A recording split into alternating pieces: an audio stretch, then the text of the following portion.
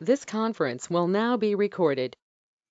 All right, y'all. Welcome to, I guess it's the 27th of June. Gosh, June is almost over. Welcome to our MS support group. Everyone's been here before, but we'll go ahead around real quick, introduce yourself, and if you need any time tonight so we can get to you. So I will start off. My name is Kim. I'm from Iowa. Have relapsed and remitting, diagnosed in 2012, and currently on Ocrevus. And I will go to John next.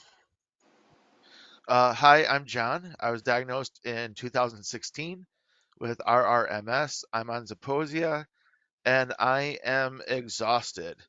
So I might be leaving a little bit early. Went to PT today.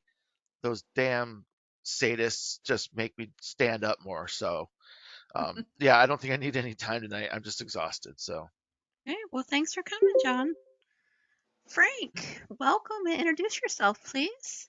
My name is Frank Austin. I was diagnosed in 1997. I have secondary progressive MS. I am on nothing at all. Well, blood pressure medication and blah blah blah, but nothing from my MS. Uh, I'm I'm just a happy guy, a happy camper, and I have nothing to say. Nothing to say. Okay, welcome, I'm Frank. here. He is here and happy to be here. We're glad you're here, Frank. Okay, next, Sherry, welcome. Introduce yourself, please. Sherry from Northern Michigan. I was diagnosed in 2008, and I'm not on anything right now for MS. Did you need any time to talk tonight, Sherry? I don't think so. Okay, thank you. Marie, welcome. Introduce yourself, please. You're on mute, Marie. You're muted, Marie. Yeah, there it goes. Keep on hitting button.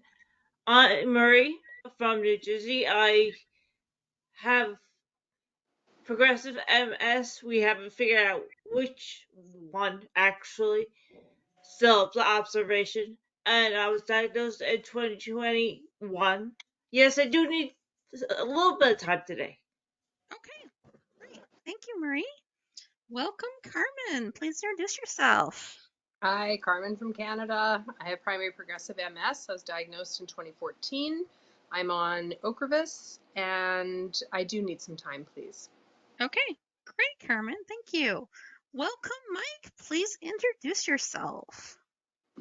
Thank you, Kim.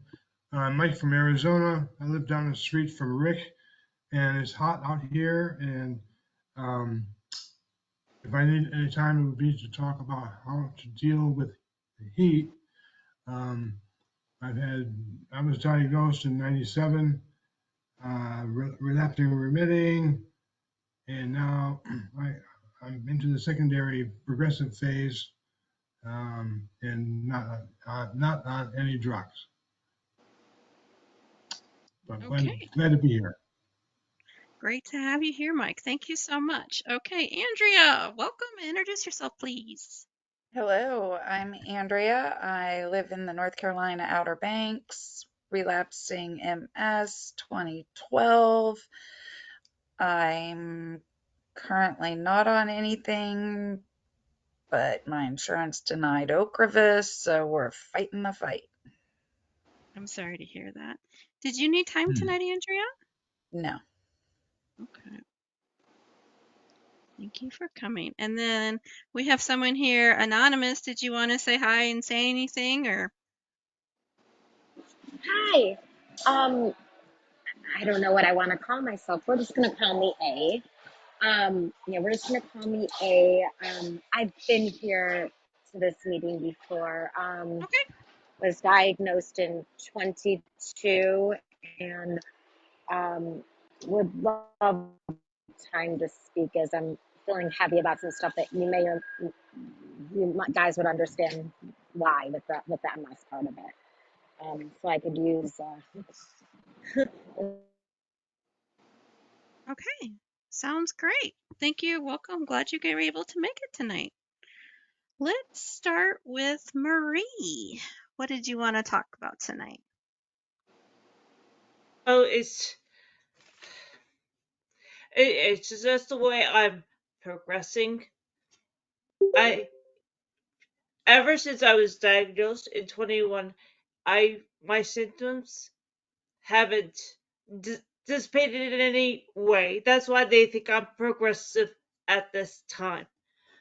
But the worst thing happens to be my concentration, and I just wanted to know how other people are doing it. I do games, I read it like that, but my speech is bad to begin with, and I'm going through speech therapy for that. But I was just wondering,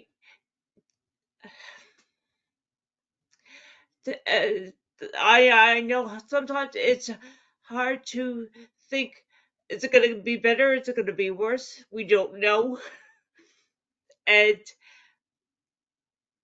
when you have the problems with concentration or with your for your focus, I have notes.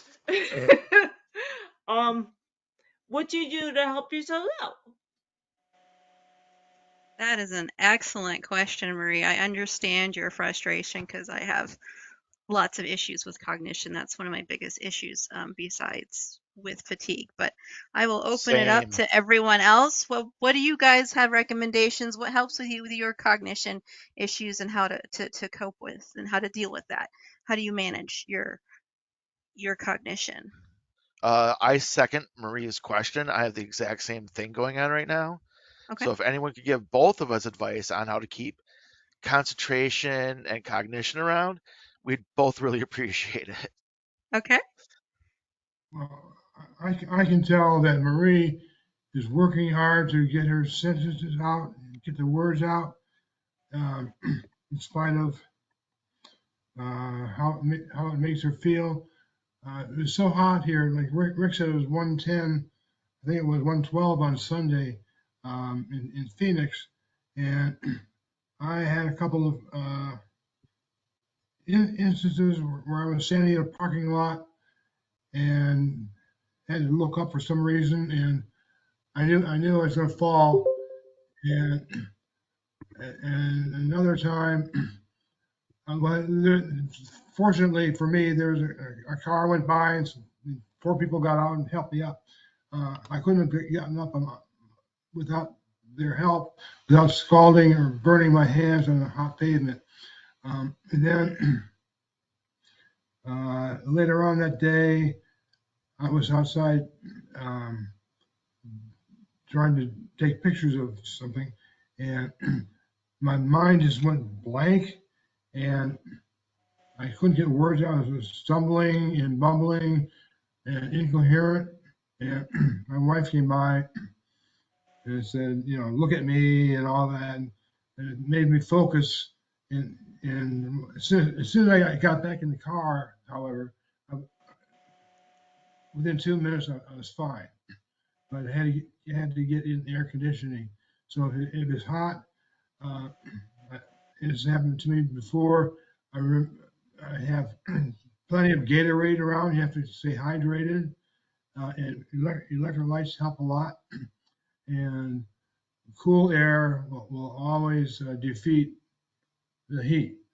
And so don't forget about that as summer is coming for everybody. I think this will be a hot and dry summer. Also, Be, Marie, be just prepared. oh, sorry about that. Sorry. Yeah, right. Right now it's very rainy in New Jersey, and one thing I've noticed about my MS and my symptoms is whenever it's a bad weather day, it's also a bad day for me, and my concentration seems to be off even more.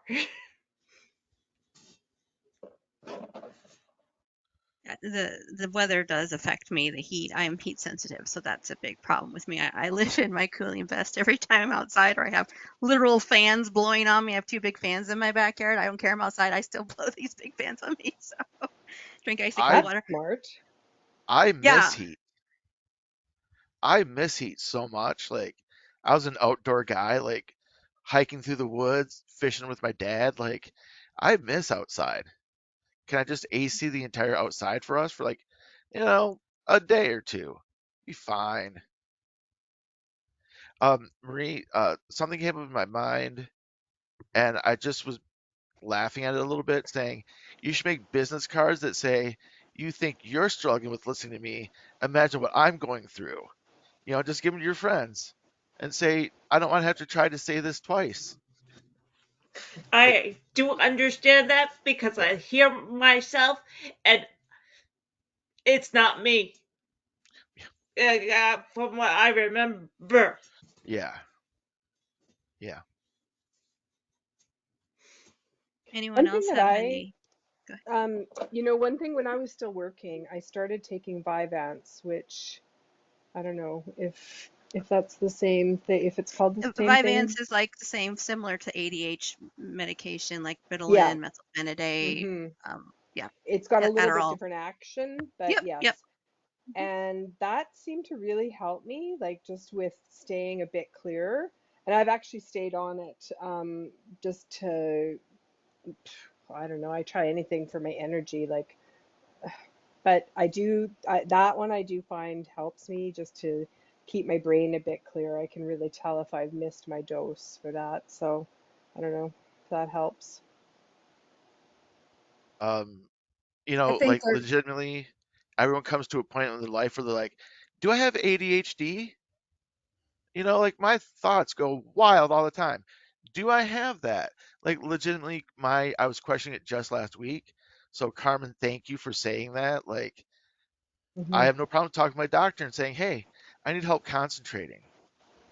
I can't do this anymore. Like I can't work and things like that. hmm So Yeah.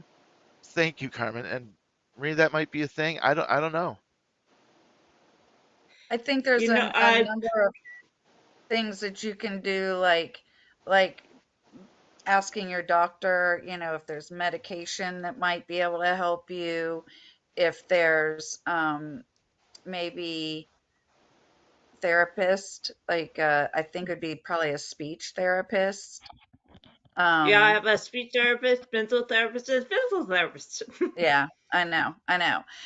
Jeez, Heat is therapist heat is out. really, really big, but then there's other things too. Like make sure that you are um drinking enough water, make sure you're sleeping enough, make sure that you're eating properly. So just kind of maintaining a healthy lifestyle has a big impact on your brain and how your brain works.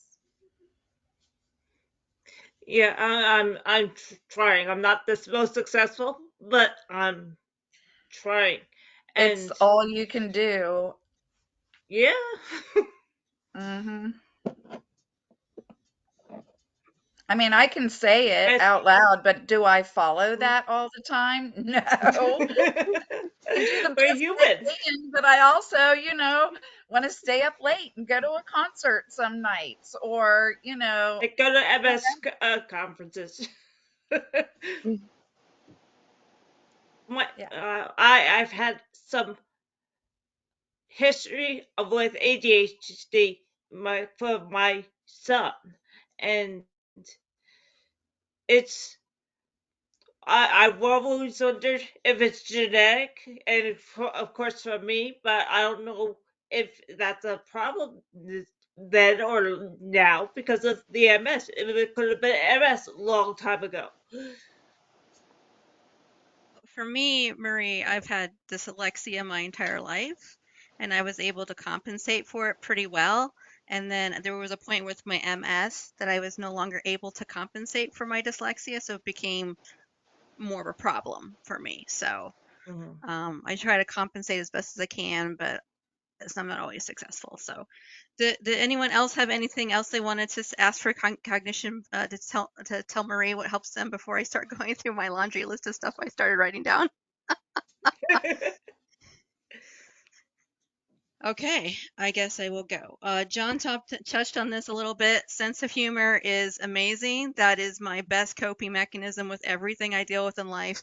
Being able to laugh about it, giggle about it. When I make a mistake, I laugh out loud at myself, and I think it's hilarious. And I let other people like we have a good time. I don't like stress out like, oh, I said this. I'm like, it happens. I have MS. Hmm.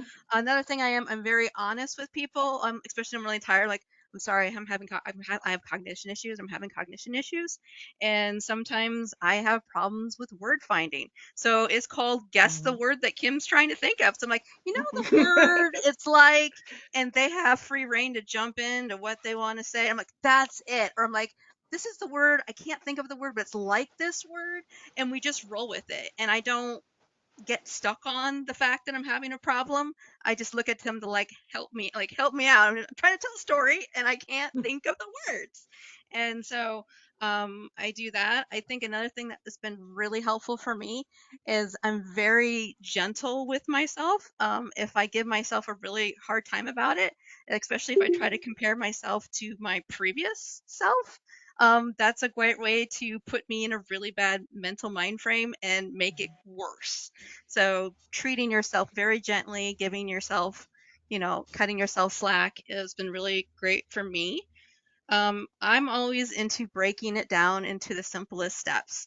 If I have to do a task, I can't think of it as a whole. I have to break it up by parts, a little piece by piece. And a lot of times I'm I've been doing the slow task. doing that Yeah, myself, but I was yeah, one who used to do major projects, and right. here I am now breaking it down. And you're still doing an amazing job. You just have to do it a different way now. And that's cool. Hmm. That's great. And I also do it when I'm doing a task. I talk to myself out loud what I'm doing at the moment. Okay, I'm rinsing Yeah. off the dishes. And that really helps. The more senses you use at the same time, the more effective it is. So do not, and there's scientific studies about this, Marie. You're not crazy. We used to say years ago, oh, you're crazy because you're talking out loud. Now they're like, oh, you're smart because you're using another way to remember things. So talk to yourself out loud. Not a big deal. As soon as I need to do something, so if you're like, oh, I got to do this, I got to do this, instead of taking all of that limited brain space that we all have and keep Talk about. write that sucker down, and then I can release it from Hmm. my brain and go, oh, what was that stuff? And then I'm sure you do it. Calendar on my phone is my friend. Yeah. um Everything, I never make any plans. I got to check the calendar. If my husband's like, we're gonna do something such this night, such and such time, I say, send me an invite on my calendar so I know, 'cause I will forget. So Uh, write it down. Go ahead. I was gonna say, if you start talking to yourself, remember how many things you have to do. Like that's what my wife and I do. Like I need two things tonight, just two things, and that helps us remember that those two things are like a soda for bed, and then the laundry basket that goes next to my bed. Like okay, two things. You add a third though. Sometimes. Well, it's like five. We have to say five, and then just repeat those things over and over until you fall asleep and you're like, okay, get the laundry basket, put the laundry in it. You're just talking to yourself in your sleep. Well, my daddy always told me that it's Make a list. fine to talk to yourself as long as you don't Hmm. lose any arguments. I love that. I love that. Yeah. Another thing I recommend is when I'm lost in thought, the worst thing is to get if I'm thinking, I'm talking and suddenly I don't remember what I was gonna say next. I just relax, and usually with relaxing, it'll come back in a few moments. But if I'm get real stressed out and want to grab it, it's harder for me to retrieve that thought again. Right. And I then get very also, stressed out on those yes, cases. yes. I have a lot of them. Mhm, mhm, and you just learn. And then, also utilize whatever time of day is best for you, Marie, where you're the most, that's when you do your stuff that takes up the most brain energy. So if you can Yeah. do, the stuff that doesn't take up much thought when you're tired on, the parts of the day that you're more tired, great. And then use that time and energy okay, I find this type of activity drains me more or takes more cognition. um Hmm. I'm just, that's when I'm going to do it. And then another person brought to me, my attention because I have more ADHD-like things where I have more problems with focusing and distraction. I'm like, oh, I'm afraid I'm going to forget that. And she's like, Kim, does it really matter if you forget it or not? Like, is it that big of a deal? I'm like, you know what? That's right. It's not a bit like, it's just this random thought that pops in my head.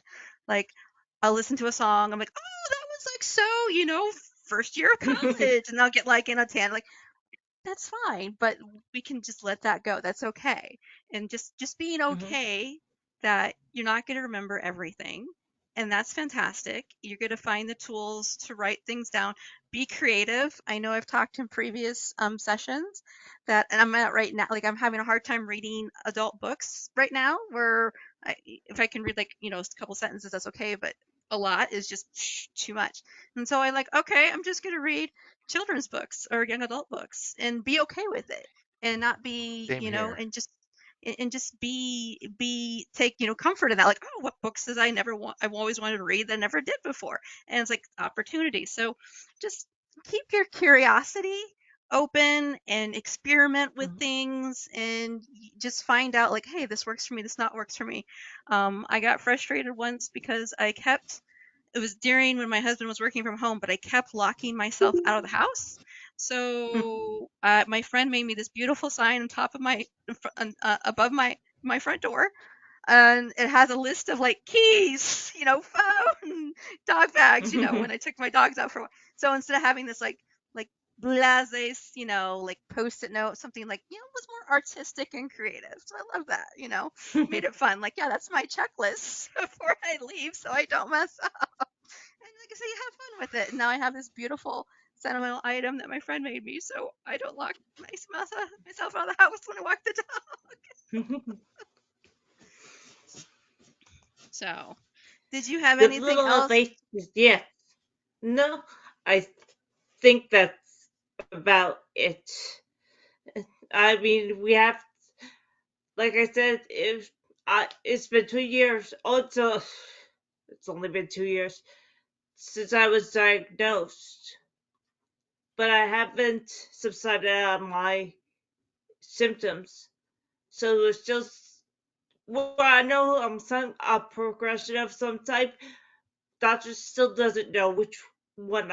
She thinks it's progressive, relapsing progressive. I think she said, and but I don't know. So I'm just still going day by day. And I think that's the best way to do it. Hoping for the best. Yeah, I think that's the best thing is to live in the present, not be freaked out about the future, and focus on what you can do and just coming up with creative ways. And I have found mostly if I'm open and honest and vulnerable with people, it's like opens up the floodgates of people helping me and being fantastic with me. Yeah. I can't explain Yeah. how amazing people are when I'm like, I'm sorry, I'm having cognition issues. Can you repeat that again or look at me? Because how many people have to watch closed caption on the screen for movies and because it's hard to understand because the cognition issues? Yeah, yeah. So just being very open and honest about it helps a lot with because they don't know unless I tell them. So that's helped I me out a lot. love reading a good movie, to be honest. Right. And with movie theaters putting more like closed captioning on the screen for us, or having those little wands that you just hold up and it tells you what they're saying on the screen. Like when I first saw that, I was like, holy shit, I can go back to movies now because I I've can never pay seen that. attention to what Neither. they're saying. Yeah.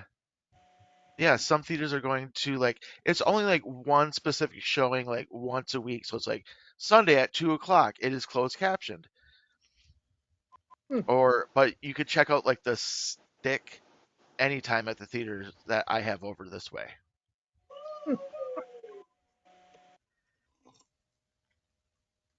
Kim, I really Let's- liked what you said about a sense of humor. I have to share this story because I drop everything. Like I'm Me sure I'm not too. Me alone. too. Yeah. And honestly, like I'll pick something up and I'm thinking, okay, don't drop it, don't drop it. And then I drop something else. Like it's like, oh my God. So anyway, we were camping and it was a really rough campground, like a former orchard. So we were like, stepped one level from my parents and then our friends. And so I was coming around the corner with this rollator that I have and I had put everything in the dish pan, like cutlery, plates, napkins, a blanket for later, my bug spray. I'm so proud. I'm getting to the other side on my own, like roughing it, like 4x4ing with this rollator that I have, which is actually my yard one, but it's solid. So I'm almost there, and I hit a bump, and that frickin' dishpan goes just kaboom right down and makes the biggest noise. I mean, it's Corel cutlery and like whatever cutlery. And I just laughed. I just said, ha ha ha, I'm here. And they all just laughed with me. But like, that's all you can do, because like, otherwise, if you really get bent out of shape, I'd be bent out of shape all the time. Good grief. Mhm. But I, it's also allowed that if you can't get humor out of something, it's okay to be down and sad. It is. We Yeah. all have anxiety. We all have depression. I can't actually Yeah. speak for anyone. I just know I've seen a lot of nods when we talk about that in the past. And yeah, just give yourself that mercy to like say like, okay, I can be sad right now because you don't want to try to cover that up and then have it come out at No, that's true, John. You're you very know, right to say that. You're Good very point. right to say that. like you're Because at I'm not grandma's always funeral and laughing either. yeah, like it comes out like, oh my God, you're yelling at grandma's funeral or something. Like Right. it comes out at a weird point. I think that's very important, John, that you allow yourself to feel your feelings and express them, so you don't have them just stay and build up, because that was really Yeah, toxic for me when I didn't allow myself to feel my feelings, because I'm like, oh, I'm not gonna, yeah. So I let them come out and yeah. experience my wide range of emotions. But at the same time, when I have a chance to have fun and laugh, I would rather have fun and laugh. Like my husband gives me a hard time, doesn't give me a hard time, but the little stupid jokes you get like on popsicle sticks that are all punny, I just find them absolutely hilarious now. I'm just like, I just rather be able to laugh easily than be like, oh, you got to be like super witty to get me to laugh. I'm like, no, I like to laugh easily. Makes makes it more fun, because that moment, the moment that you laugh, you physically cannot be depressed and sad. For that moment, you're physically laughing. You can't feel crap. Your sides can hurt, but you can't, you know what I mean? That moment, you have that release. You just have that relief from that feelings. You know what I'm saying? For just that moment, you laugh during the Yep. laughing part. Yeah. So I like you to want, count laughing as exercise. I love it. I love that, Andrea. That is yes, 100%. After what my PT put me through today with my core, I'm Yeah. counting laughing as exercise for the rest of the week. Yep. Yeah. Anything else before we go on to? I was gonna go on to Carmen, but she just turned off her camera. Go on to the next person that wanted to talk tonight. I've actually got to get going. Thank you, everyone. I love seeing your faces every couple of weeks. It's really nice. It Thank is. you for laughing and tolerating me tonight in my sleepy state. So, night, everyone. See you soon. Good Bye, night, John. John. Before I have you start, Carmen, since Marlo came late to the party, I'm gonna go ahead and have him introduce himself real quick, and then we'll get to you. Okay? So Yeah, no welcome, problem. Marlo. Go ahead and introduce yourself. I am Marlo from Sterling Heights, Michigan, dimethyl fumarate, um, diagnosed 7 of 22. That's it. Did you need time tonight to talk, Marlo? Yeah, I could use a couple minutes. Okay, great. Thank you. All right, Carmen, the floor is yours. Um, Actually, could you go ahead, Marlo? I have to forward a text to my husband, and I have to do it right now. Sorry. Thank you. Okay. I was wondering, does anybody have, I worry about having like, any ways to avoid like a state appointed guardian? Is there any like trigger words to not say, or not get people involved in your life that you don't want involved, or any ideas about that? Unless My somebody um, else has something, I would recommend calling the National MS Society. And I'm sure that they would have somebody who knows more about that than I do to be able to talk you through it. Yeah, if I've seen someone this on the finds, news where it happens to people, and all of a sudden you got somebody taking over your life, and spending your money. And What you could do, Marlo, if you're concerned about that or someone else, is to designate a power of attorney medical and a financial power of attorney. So if you get to a point that they want to take that away from someone, you already have something set up in place that people you trust. And this doesn't have to be a significant other, a relative, but the person that you feel has your best interest. If you want to try to, like, if someone's like, oh, they're in, let me, it's just like, and you can split up medical versus financial power of attorney. They don't have to be the same people. Have you got somebody that's trying to? no, nothing yet. But I always, it's like you go in the doctor now, and they ask you, do you feel safe at home? At home, is anybody, you Yeah. know? And I worry about you say this wrong thing that gets misinterpreted, and next thing you know, you got, they know you're having problems. Oh, we need to look at your house. And now you got some person. Here's a good example. I went to adopt a dog years ago, and oh, we need to come inspect your house to see if it's fit for the dog. And it's like, you're not coming to my house to inspect it for a dog. It's just no. I'm not going to have that judgment. I can take care of a dog. And I wonder, you get this person in there that's just unreasonable, and then once you're in, right? Well, once you're in that situation, you got a real tough time getting out of it. I've heard, like, if a therapist comes in your house, there's things you don't want them to see and potentially report.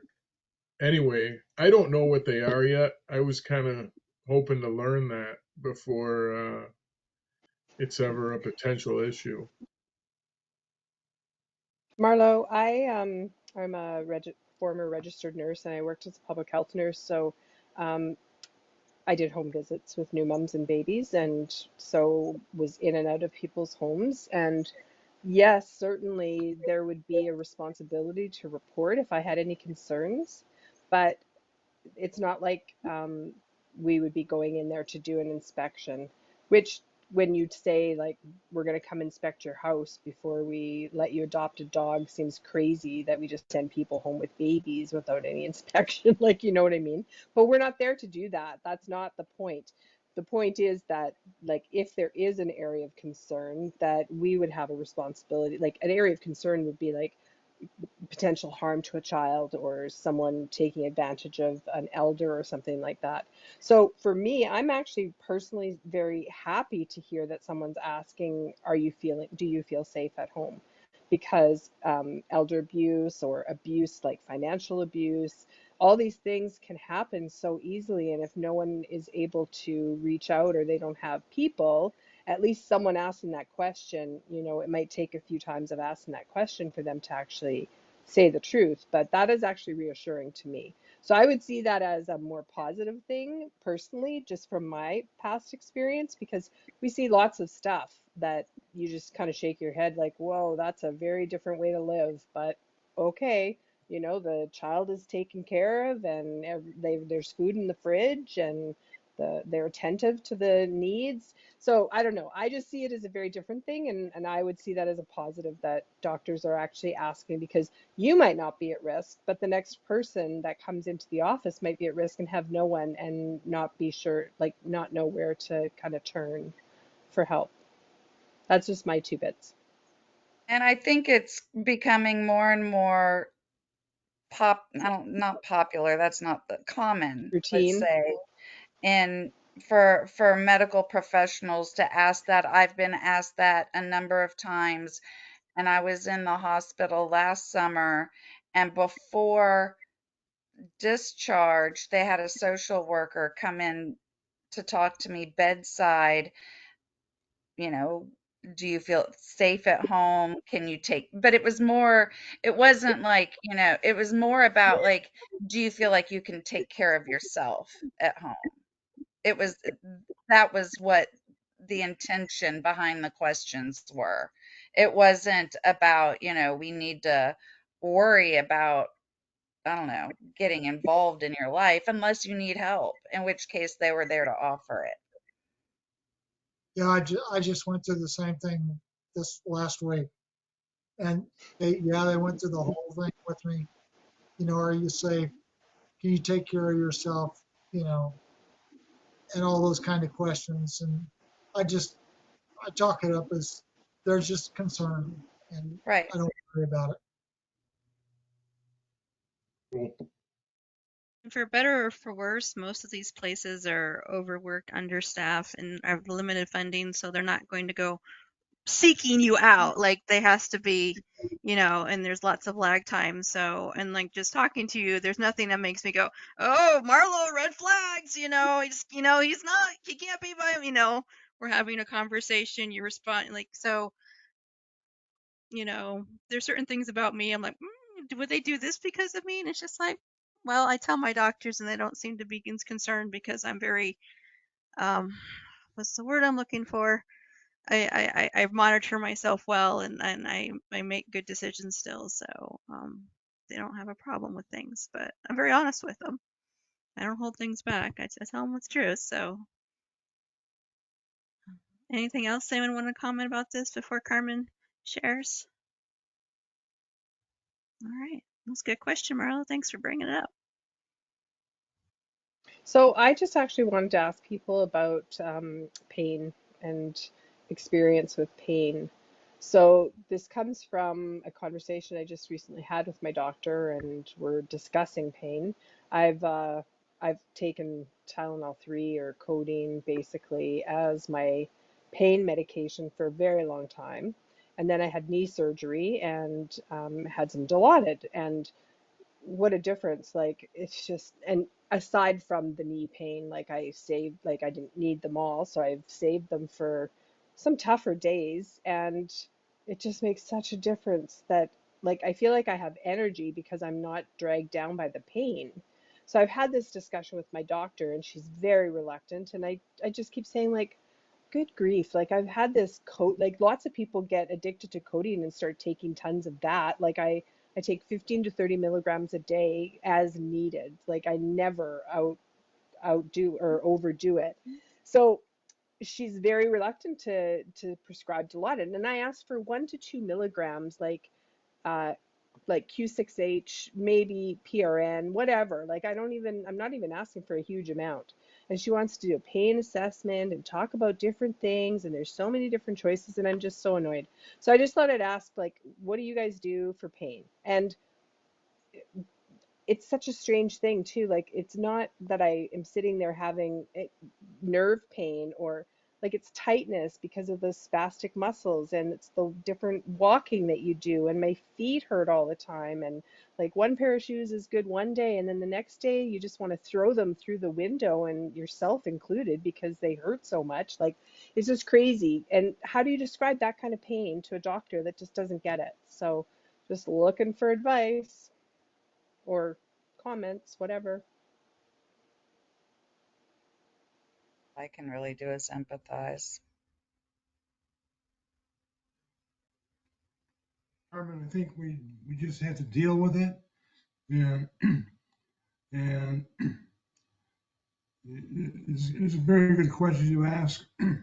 I hope someone has a better answer, but with the concern of doctors and medical providers, as Mario pointed out, you don't know what's coming, what your answer might reveal to who. You certainly don't want to get hooked on codeine or whatever. And aspirin, Tylenol does not seem to do it for me uh, effectively. I got some stuff called lidocaine. It's a topical gel or something you can put on your skin for bruises and pain. Have bad feet, and it comes in 5% lidocaine, 4% lidocaine. One person suggested I go to a compounding pharmacy and ask them for 7%, and they would do it with the prescription, but just something to kill the pain while you're trying getting your shoes on, or what have you, and other than having to reapply it several times during the day, I don't see an issue with a topical like that. It's actually pretty good.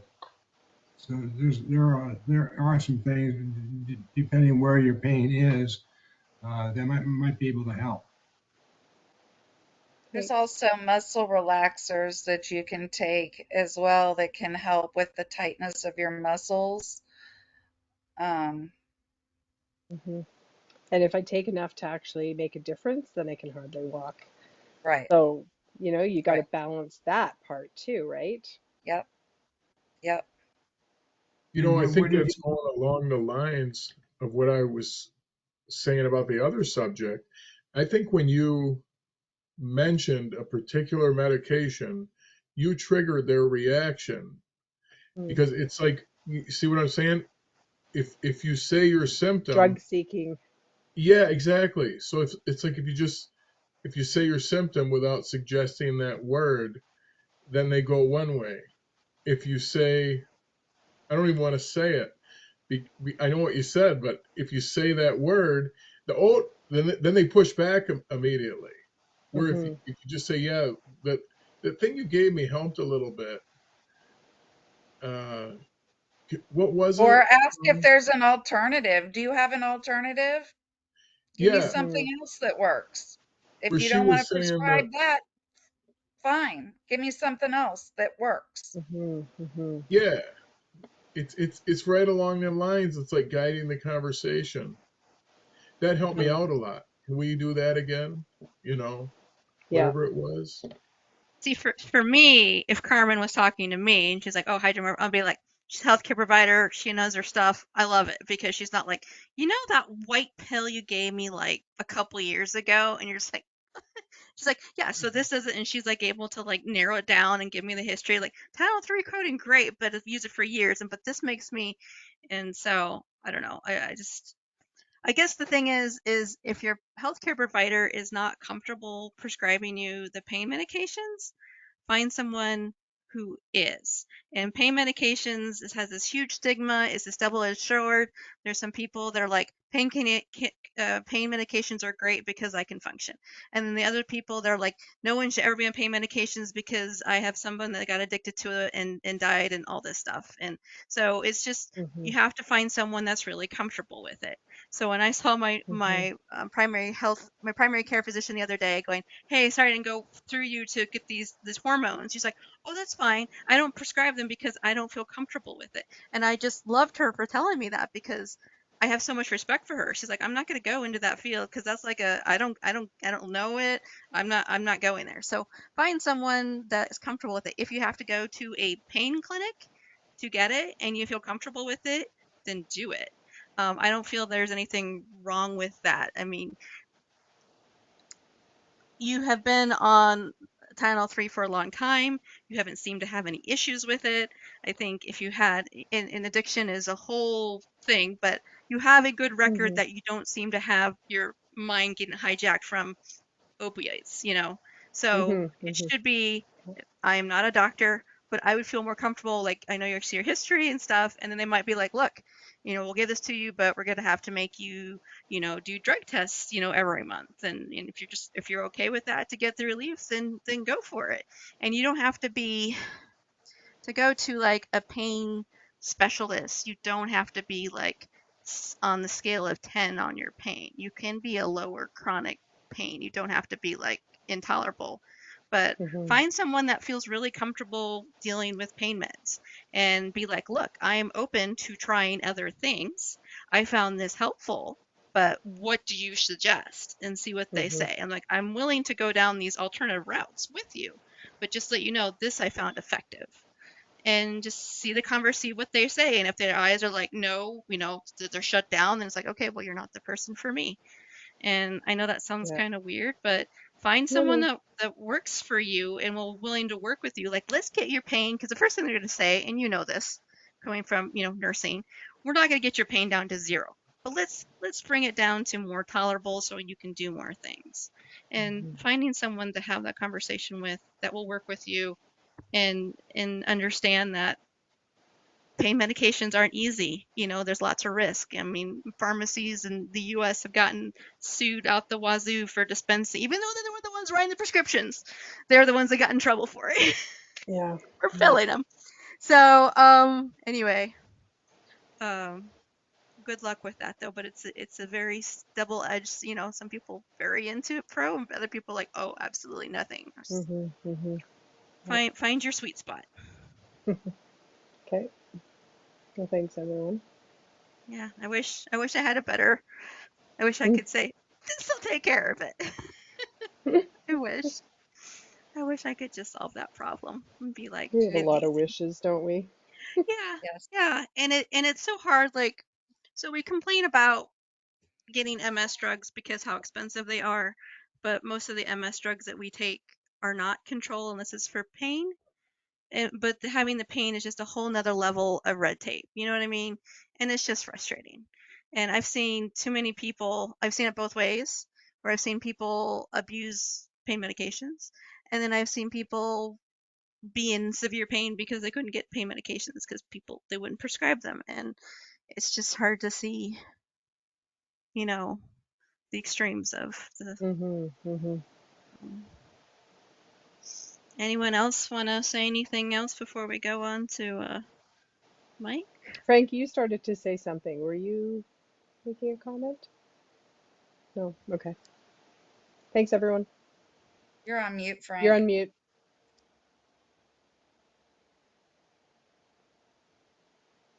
That's probably a good thing to have me on mute.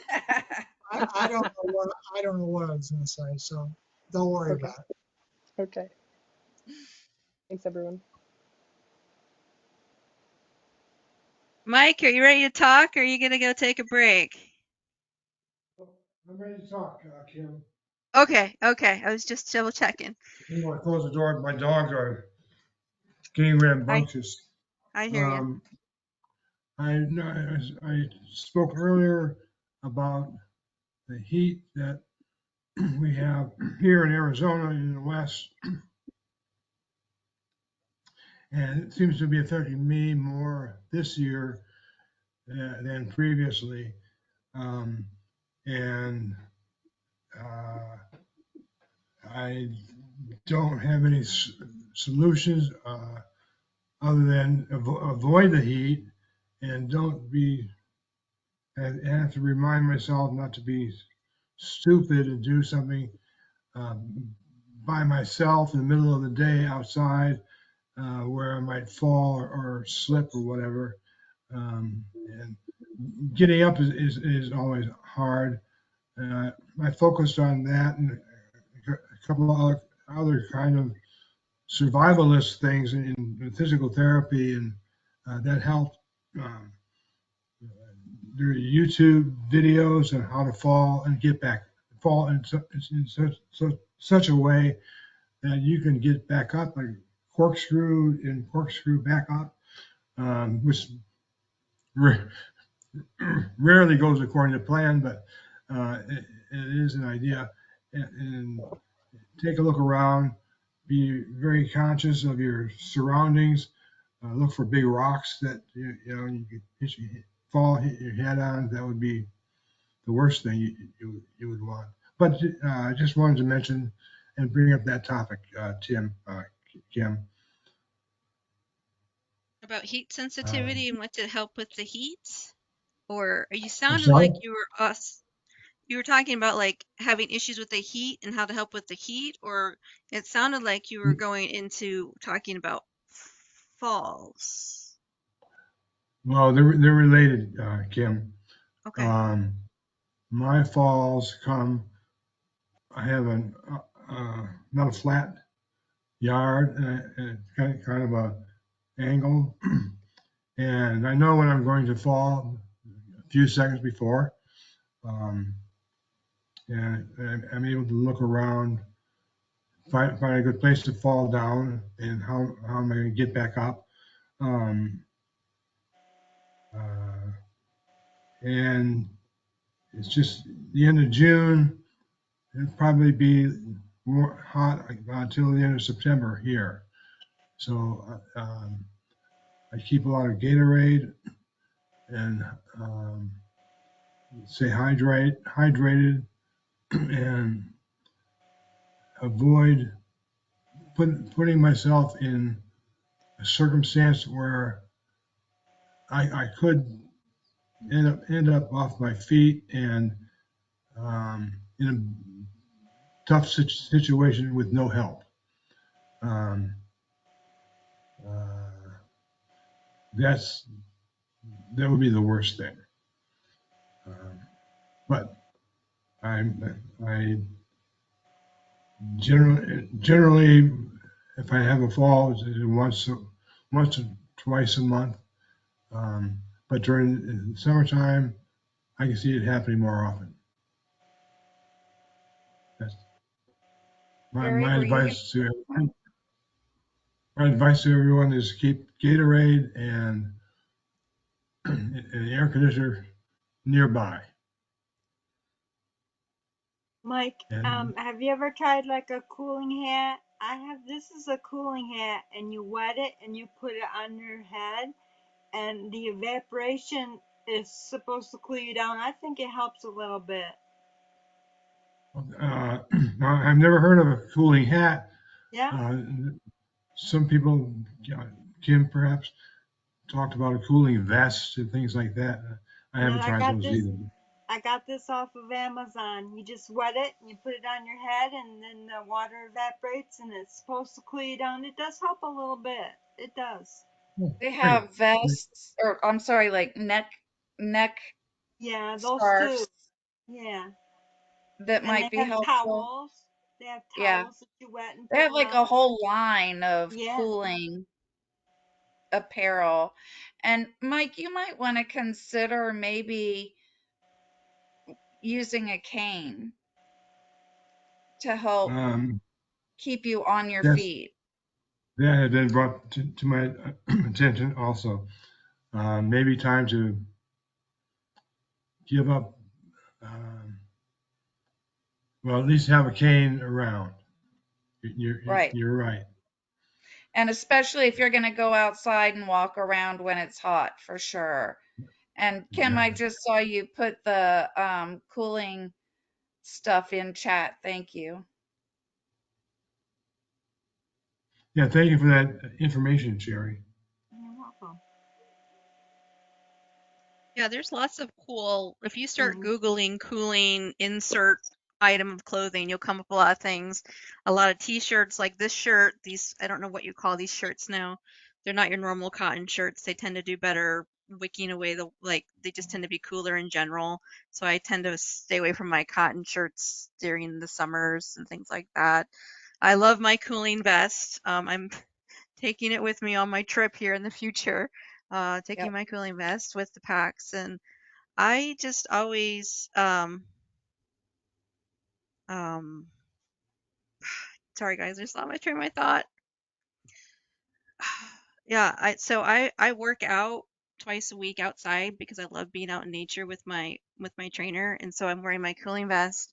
I have two big fans blowing on me, and then I'm drinking two bottles of like icy water in it, and that helps. But sometimes, a lot of times, I have to wear then the gaiter that I douse in water around my neck on top of it, and it's a big struggle. Heat sensitivity is a real struggle for me because I get a double whammy from MS and being perimenopause. I get them both, so it's super fun. Um, but yeah, I would think of what you can wear and do. I know they make a lot of cool like portable fans like that are rechargeable, or even just a paper fan that you have that you can hold a hand. I always carry one with me when I go places. Just doing things to just try to stay cool. And I know for me, drinking cold liquid does a lot. Icy cold liquid will go a long way, or getting wet. I'm wetting and I think since you have dry heat down there, Mike, you do a better job evaporating the water versus me in the Midwest where humidity is high. It's harder for the evaporation to help. So you also We need to do- watch your hydration as well, where you are with the dry heat as well. So the cold water will not only help keep you cool, but it'll also keep you hydrated. Someone talked about those neck fans last week or last time I was here. And it wasn't Mm, last week. That was a different focus group. No, we did talk about it. yep. No, that was a different focus group. But yeah, they have a lot of cool things, and I think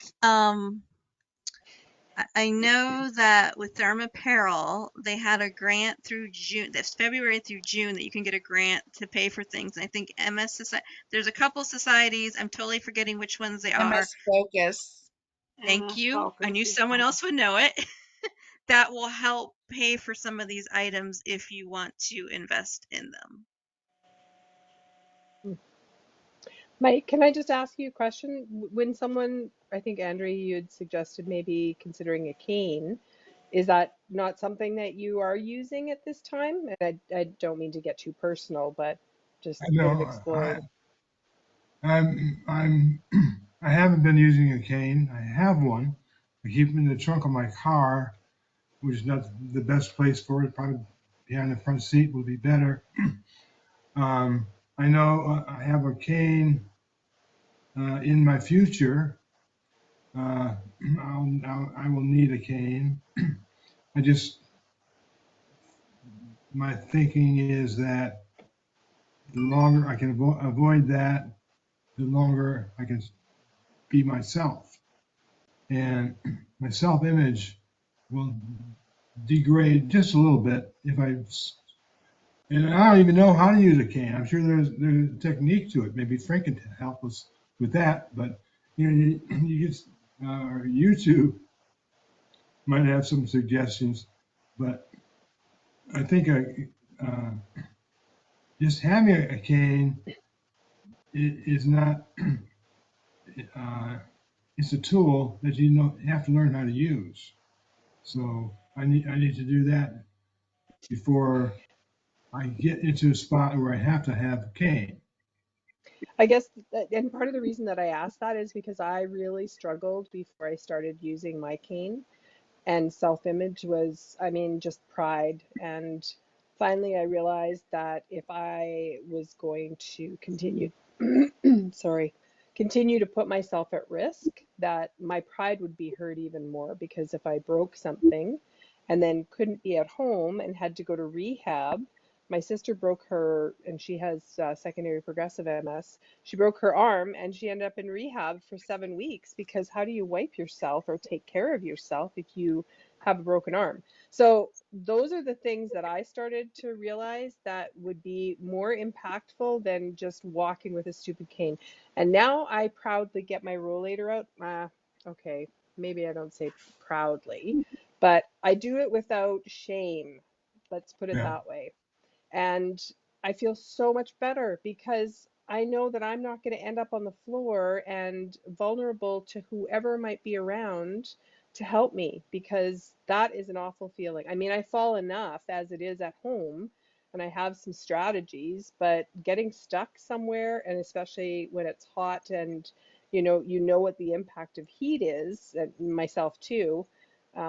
I don't know. I just encourage you to really explore that a little bit because it's hard to accept that first use, but once you get used to it and you realize that it gives you so much more freedom and even the peace of mind, that was huge.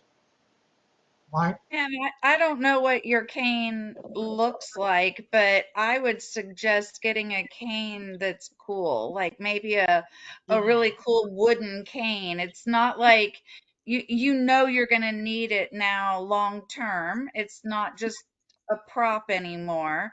So get one that makes you feel distinguished and makes Yeah. you feel good about yourself. I have a buddy I have to agree with collected that one. his I have a pretty cane. and he's my balance buddy. I don't use it all the time, but if I go, no, I'm going out just somewhere out of my house and my property, the cane's with me, and it's it's there, and I have one that's my style, and I make sure that it's okay. Find a cane that's your style that makes you look distinguished instead of helpless. Balance buddy, I like And that. having a cane is not helpless. So Mike, Carmen and Marie, do you feel like you've gained more freedom by using a cane versus not using a cane? Absolutely. if you wait, Yeah, I feel like if I know how to pick myself up with the cane, so if there is a fall outside my home, I know I could use the cane to get myself up. It gives me a little bit more safety. So I use it whenever I'm out, whether I need it or not. Yep. Thanks everybody for that. if you if you wait till you need a cane before you use one, you've waited too long. Yep. There is on YouTube, Tripping on Air. They have an episode about mobility aids, and they say by the time you admit you need one, you've needed it for 2 years. And I put hand control on my car, and I should have done it a long time ago. As soon as you have it, you start doing things you thought you couldn't do, and it's easy again. You just start going. You don't feel like that limitation's there anymore. That's good advice. Thanks, Mario. Mario, you just brought up a topic. I don't mean to jump in, but I've got another topic. So when we're done this one, or maybe you are, Mike, if you've heard enough I, lecturing from all of us I'm encouraging you. no, We just go want you ahead. to be safe, Mike, when you tell us that you're having Yeah. falls and they're exasperated by the uneven surface of your outdoors and the heat. We're just really concerned because we don't want you to fall and break bones and be, there's just a lot of stuff. So we want you to take the extra precaution to be safe. So we're not getting I don't get the message from Rick going, "Hey, Mike's in the hospital. He broke his pelvis." I'm like, "Oh, Mm. Mike," I feel, we have heartbreaks. Believe me, Kim, I'm getting it. Um, and I want to thank everybody for your comments.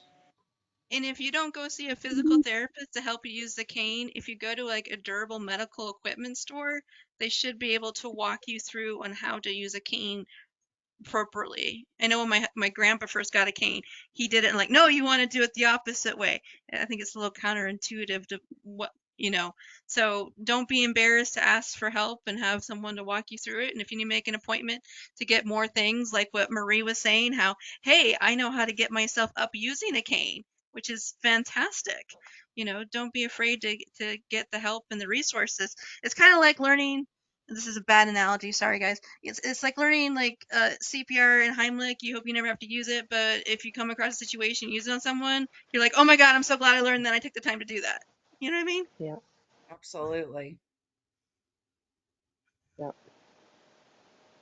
On that Tripping I'm, on Air episode, it's really Yes. awesome because the host has MS, and the guy that hosts it with her, his wife has MS, and he talks about it from the other perspective versus the person that has it. So he talked about when his wife needed a cane or something, he just came home with it and said, "Here, use this now. We're not going to talk about it. You need this. So it was all of a sudden, if you start looking at it in a different light, like this is the thing that's going to make me free versus this is the thing that's making me feel a certain way. It sets you free. It's like And they talked about people that need a wheelchair typically don't use them all the time. They just use them for going to a place that they can't go that far.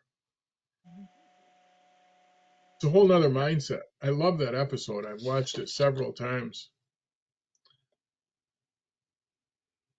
Tripping on Everybody, it's air. getting late out here on the East Coast, so I'm gonna leave. But a wonderful conversation tonight, and have a wonderful day. Oh, Bye, happy 4th of Andrea. July coming up soon.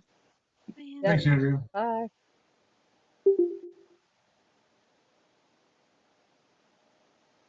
I know what freedom different, but kind of similar. When I thought I couldn't ride a bike anymore, and then I got an e-bike, I'm like, what? I can bike again? And I don't have this fear of, oh my god, is it going to be a hill? Can I get back home? Because a slight incline will just totally drain me. And I was like, crank up the battery. There I go. I'm like, oh, no hills. Don't have to worry about headwinds, or it's all good. And it was so freeing to get back something that I thought I had lost. And being able to go out and enjoy bike riding again is amazing. So we want you to enjoy the outdoors, Mike. Enjoy that nature. Anything else before we go into a new topic that maybe Carmen has a great idea to discuss? Well, I was just going to also say that rollators double as a seat. So when you're hot and tired and not sure how you're going to get back to the inside where it's cool, at least you can stop, take a breath, rest, collect your thoughts, make a plan, look at the ground, make your plan for your route, that kind of thing. And I live with mine down on my patio with my flowers. It's a flat surface, it's perfectly fine, but when I get hot, I absolutely need it. So it's been a lifesaver and allowed me to stay out in the heat when I'm taking care of my flowers and, soaking up some rays. What did you call that, Carmen?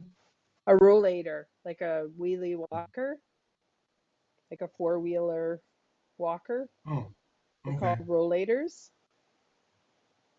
Put it in the chat for you, Mike. I think I spelled it correctly. If I didn't spell it correctly, someone please put it in the chat correctly for me.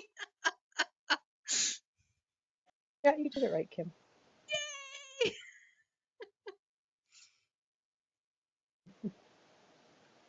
I just wanted to talk about hand controls because I'm looking into it, and I'm I don't know. It could cost me basically around $6,000 basically. So by the time you put the controls in, the assessment itself costs $1,750, and you can self-refer and pay privately or find funding, good luck, or you can have your doctor report you to road safety and they may refer you to that, or they may just say, no, you can't drive. Who knows? But they might take your license away for 5 to 8 months while your paper sits in a huge pile and doesn't get dealt with. It's so unknown and scary that I've totally backed off of it now because I don't have $6,000 sitting around for frickin' hand controls and lessons and assessment and la la la. So maddening. So when I hear you talking about it, Mario, I'm just like, oh, I can see that because I'm starting to dread going to drive, which I hate because I love driving. But I know that I can't, drive as long as I used to, and I have to be very careful about timing, and just sucks. Anyway, that Well, we wasn't really talked a about it question, I before. guess, but It's a 6-month project, yeah. It's when you go into it thinking it's going to take a month, it's going to take 6 months. Hmm.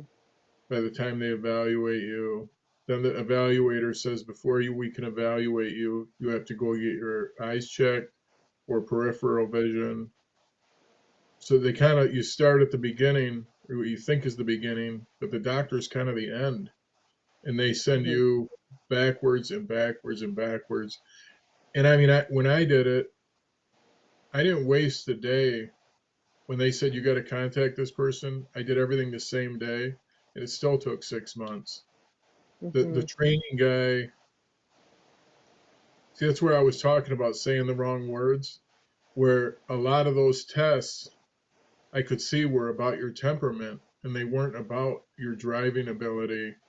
I Mhm. was reading the paper while he was asking. He answered a lot of the questions without asking me.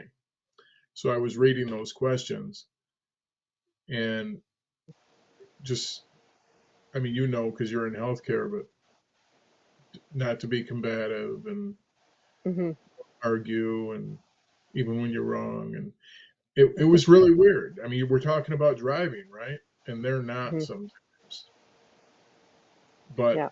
it's a 6-month project, and it did cost. I mean, I started out, the hand control is 1,500, but by the time you're done, it is $5,000. The Yeah. assessment. Here, this guy's going to drive you around in a car for $200 an hour. I mean, that's Mhm. just not right.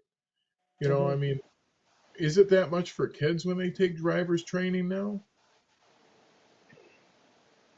I have no idea. It I was don't know free when It I either. was was a four. kid. It was 400 for my niece. She took it last year. It was $400. So, An like he hour? says, Driver's training. An No, hour though? Oh. no, Oh, $400 for okay. the whole Of class. course. so he says, Mhm. depending on how you pick this up, it's going to be a minimum of 5 hours training. Yep. So they start you out on a machine, a computer, where you just try it on a computer. But it would be good if you knew somebody, because once you learn, I don't mean go driving, but just sit in the car and understand, you push this way is the brake, you push this way is the gas, and you Mhm. learn where the blinker's going to be, because you don't want to do that at $200 an hour, right? No. Right. So I did it in 5 episodes, or five sessions, or five Sessions. hours. So that was Mhm. $1,000 to drive around Mhm. with this guy Yeah. for an hour a day, once or twice a week. And Yeah. it is, make sure before your training sessions, as you're learning it, don't do them day after day after day. Wait a few days, because it's like you pick it up. You start to think Mhm. about it different. Right. That your hand is your brake and your gas. Mhm. But that's like the minimum, Yeah. is the $5,000. And then if you never, you don't want to go in there asking questions during that hour, right? So it's Mhm. like you have all those questions out of the way before the hour starts, and the hour is actually practice. Right. Yeah. It doesn't Great. seem to affect insurance in Michigan Oh. anyway. I just renewed my insurance, because now you got to have your driver's license updated. That was going to be my big question, but I Hmm. thought it would automatically do something to insurance, and it didn't. Okay. I don't know what the future is going to hold, but I'm glad to hear though the positive of it, like that at least is the encouragement, and just getting back to that freedom, Mike, back to freedom. It's about keeping our independence and autonomy. yeah, I was limiting where I was going, this and that. Now I just go. Yeah. Just go wherever you want. You don't think about it. You still have that, I'm still in the first year, so there's a moment where you think about it. Where once you've learned how to drive, the brake is the brake. But now Yeah. you got to think about it. So you do drive more cautiously, which is a good thing. Hmm. But Yeah. it's so safe when you got the proper hand control. It is so safe. Awesome. So, Marlo, after all the money and time you spent to get hand controls, would you do it again? Absolutely, because I was doing it before I had to, right? So I was just having episodes where I couldn't hold the brake at a traffic light. I'd be there and I'd start having a spasm, and the car would start moving. So I would just put it in neutral. So I was like ahead of the game, where, like Carmen's saying, are they, I didn't report that to the DMV. I told that to my doctor. So we talked about it, and we talked about the hand control. So I went backwards. I didn't start at the DMV. So I got to control my direction because the trainer, everybody is so playing. What do you call who doesn't want to be responsible, right? What do you call that? Like Mm. the legal thing. So you go for this hand control. The guy here's the guy that evaluated you. He knows your ability, but yet he's got to say the thing. Well, you really shouldn't be driving until the DMV says, well, you're the evaluator. Am I safe or am I not safe? Then when he says you're safe, well, you're not safe till your doctor says you're safe. Oh, so you're the evaluator, but you're not comfortable saying that I'm safe. Now you're going to send your recommendations to the doctor, and you want this person that's never seen me drive to say that I am. What do you call that? The legal term? I can't think of it. The liability. Everybody's trying Liability. to push the liability on the next guy Yeah. when Mm-hmm. you're the guy. You're the guy with the machine that you stand there or you sit there and you Yeah. put your foot on the gas and you jump to the brake. You're evaluating me, but yet you still don't want to be the person to say it. And then the doctor's saying, well, according to the referral from the evaluator, it's like, what a little trick game here. Yeah. Everybody's playing lawyer speak, but it's just waiting it out and being patient and waiting for all these people to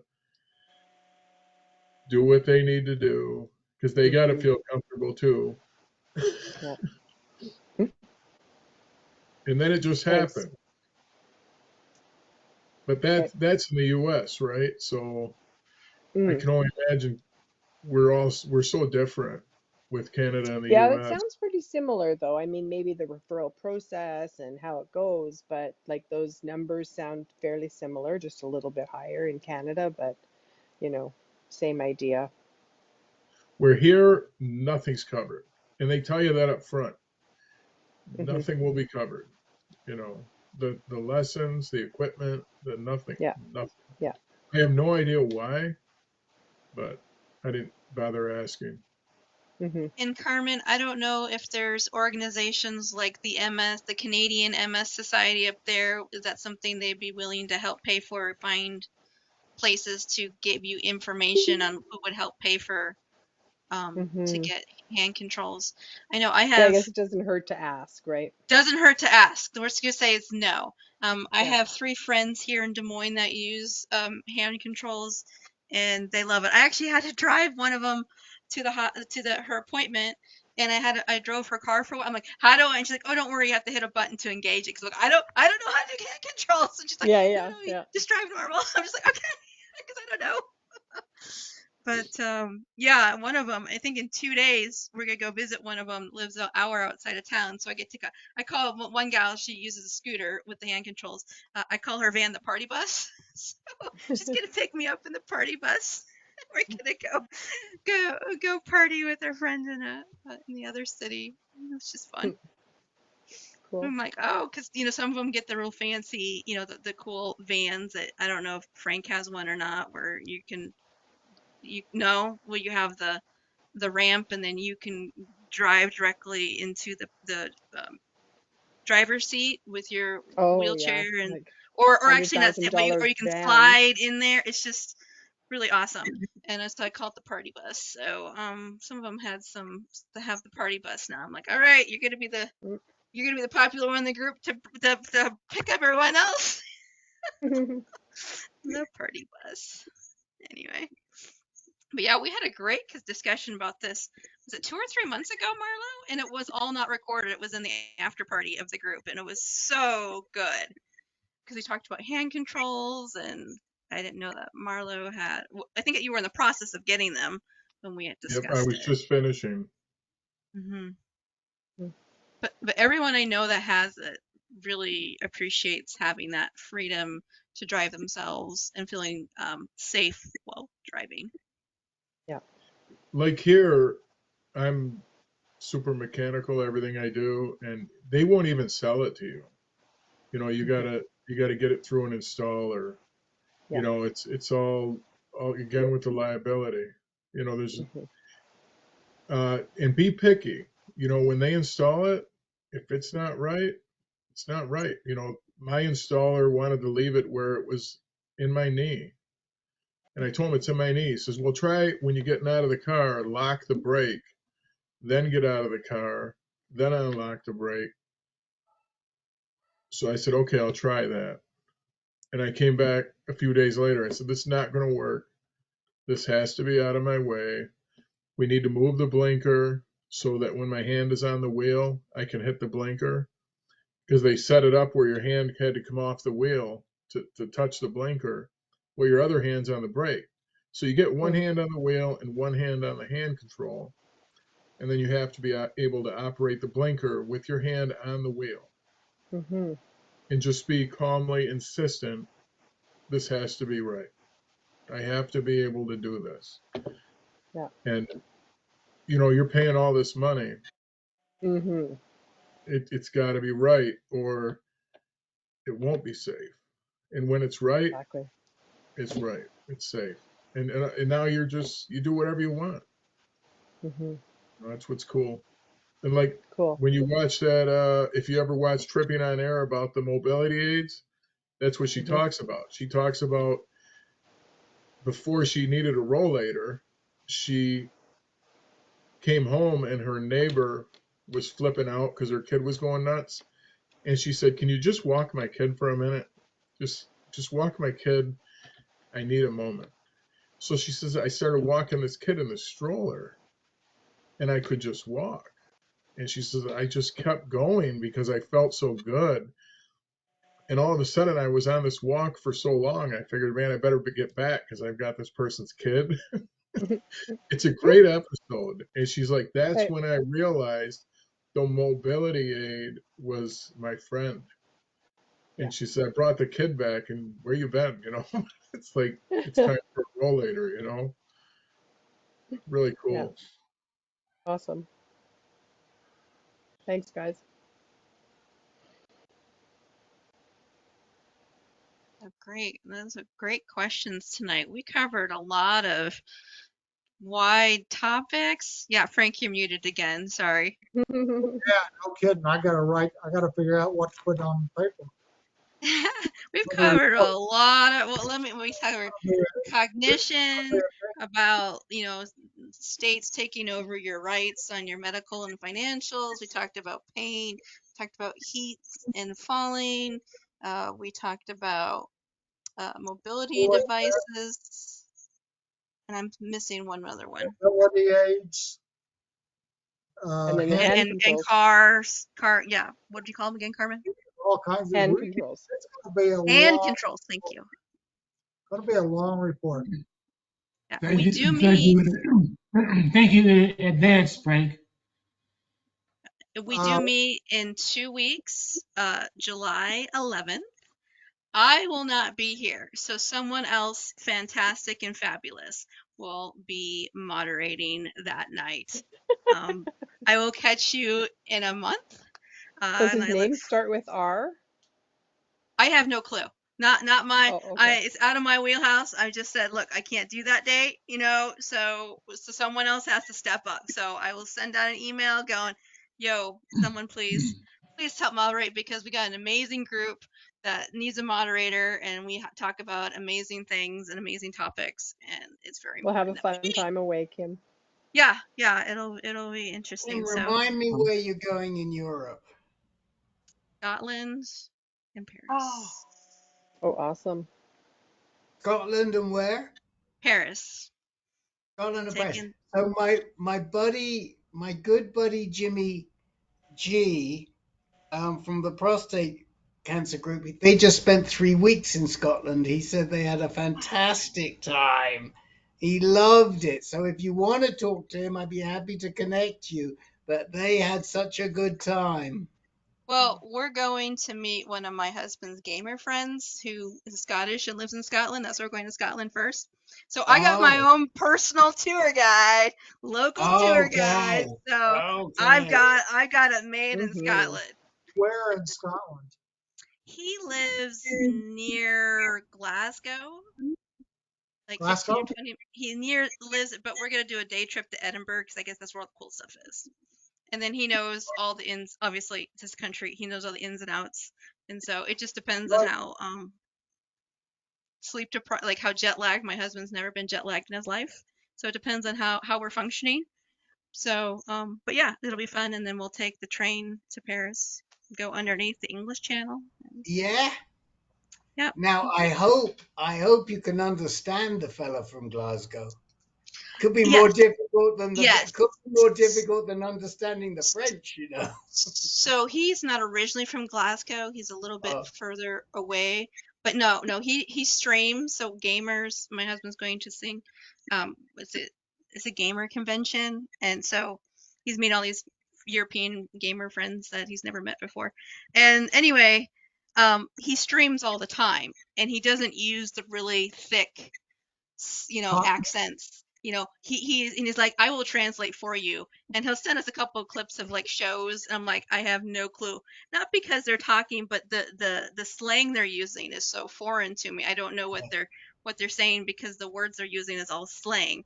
And yeah, but no, he made that aware. I already did my big faux pas of calling him English or British once. I learned that was wrong. They're Scottish. I'm like, he's like, I'll get you, I'll get you I'll get you. I'm like, I'm sorry, I'm American, I just don't. He's like, cause I'm like, you guys are confusing, like UK, like you're united, but you're not, you're separate. And he's like, yeah. So he'll get me the Yeah, 411 and I'll and be all straight. make sure you always say Scottish or Scots. Don't call them Scotch. Oh, yeah. And then I learned like, there's faux pas with like, you never say, like, you don't call like an Irish person like English, like that would be like really offensive. But just, it's just fun cultural learning, and I'm open to it. And just let me know when I make a big mistake, or like I'm asking you these really dumb questions. Just be and he's very great. He's very gracious, so it's all good. So yeah, it'll be really Okay, fun. well, Terry, I'm you going look to like you're say quite good night. jealous. Lovely to Yes, see you all. great seeing everybody. You guys have Yeah. a wonderful 4th of July, Have a great and trip. thank you. And I will see you guys the end of July in about a month. And hopefully Thanks, everyone. someone amazing will be here to moderate in 2 weeks, and you'll have an amazing time. So show up and I'll be like, this person should moderate every I'm having time. a great trip, Tim. Huh? Thank you. Bye. So I Peace will out. stop All the Hi, recording and everybody. I will